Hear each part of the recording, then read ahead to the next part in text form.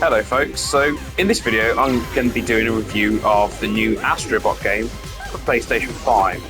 So I thought I'd start in this sort of level. These are levels that are in the shape of circle, square, triangle, X, you know, all the traditional PlayStation control.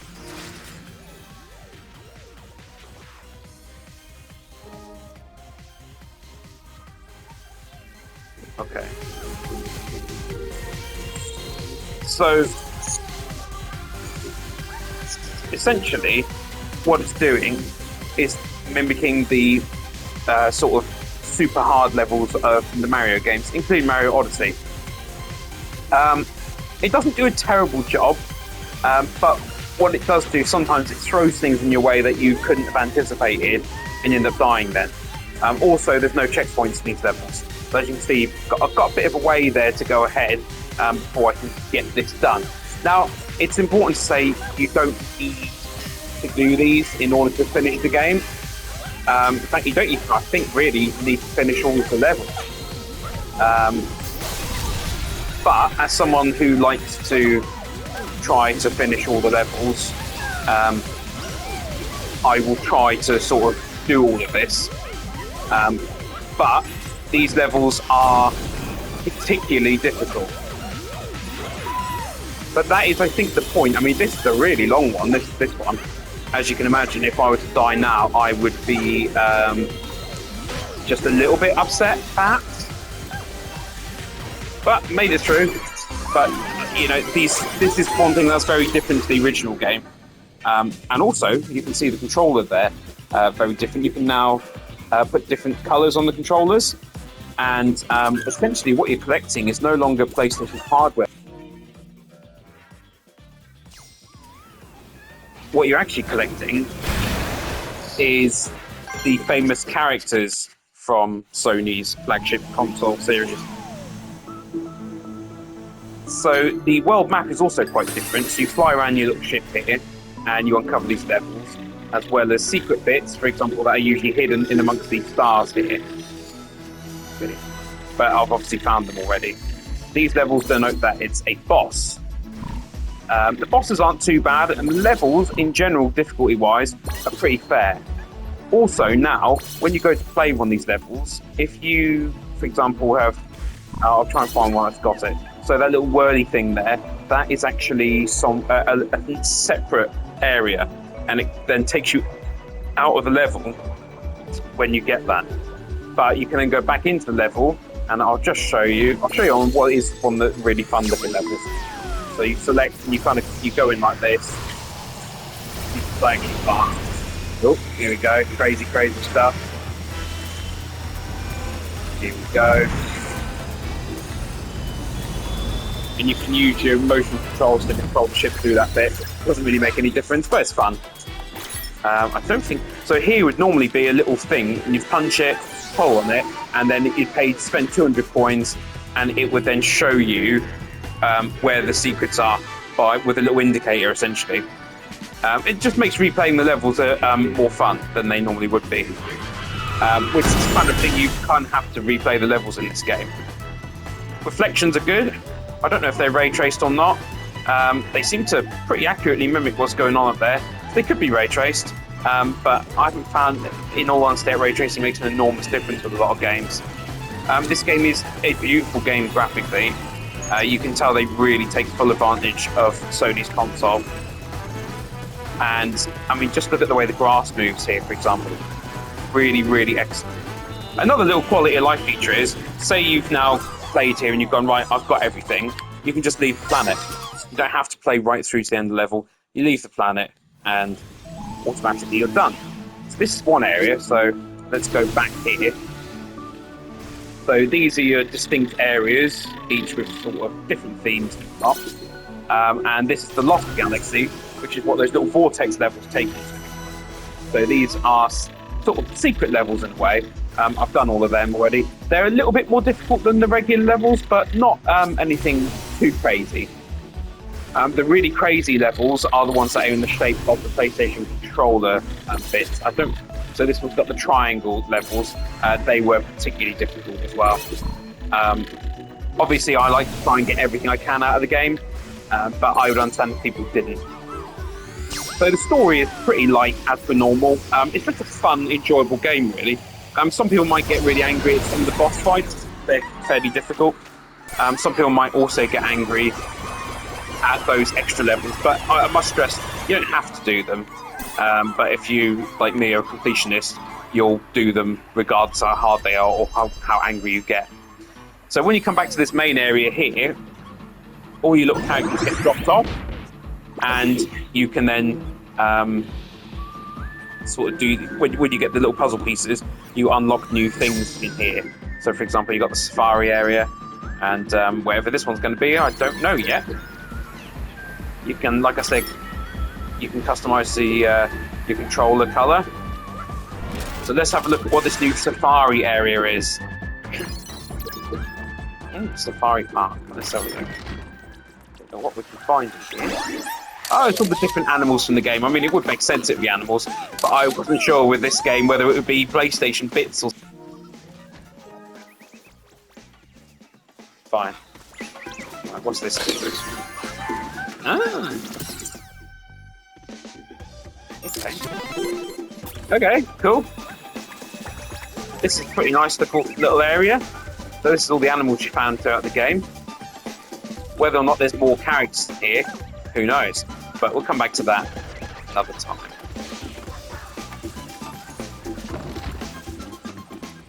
And as you can see, I should have really commented on this straight away. You can also get different outfits for your character. I'm dressed as Parappa the Rapper. If you don't know who that is, I understand.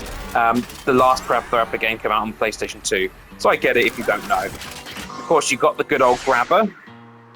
So what happens is when you rescue the characters, they usually have their own little set pieces, and you'll get them from the grabber. So the origami bird. I'm guessing I haven't found the chap from...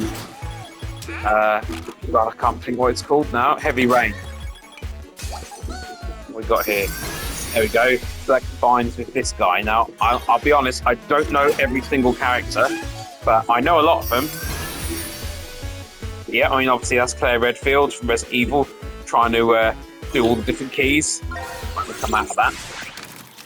So that's similar to the first game, but essentially when you then come back to this area, instead of Sony's symbols, for example, the DualShock and all that sort of thing, it's now the characters from the games. So here we've got one of the cousins from Katamari, or perhaps this might be the prince actually, but as you can see, I haven't unlocked his background yet. There's a few where I have. For example, here's Claire, so let's go ahead and, there you go. She'll panic and drop all the keys, which is pretty funny. And Polygon Man, again, most of you won't remember him, which is fine, I get that. Who else have we got? Parappa the Rapper. If you listen carefully, he says, "You gotta believe," which is from the Parappa the Rapper games.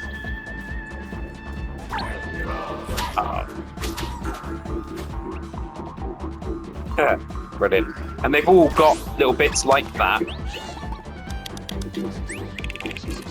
I mean, there's a big section here for Ape Escape. You've got the Mudokons. I mean, I don't remember doing that in the game, but there you go.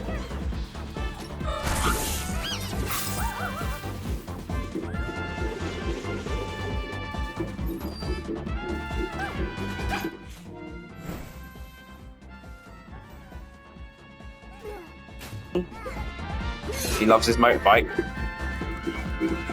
So that's just a few examples of how this area works quite differently to the original game. And of course, you get these little sections here where you can use your characters and they come over, and in this example, they'll make a little bridge. And then that pelican over there grabs it. And of course, when you access the map here, it will show you if there's any bits you don't yet have. It says there's 2 over there that I haven't got, but I'm pretty sure I have got that. Let's just go and have a look, because I'm sure I have got that. There's Pyramid Head. Now, not all of these are solely PlayStation.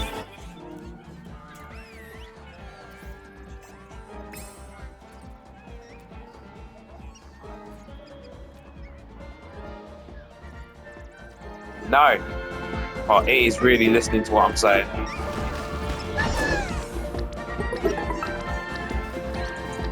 There we go. Thought I'd already done that one, but there we go. And so there's different areas here you can go to. I don't think I've been to all of them yet. They'll unlock as you play the game. And here is the section where you can actually change the color of your controller. Currently, I've gone for orange.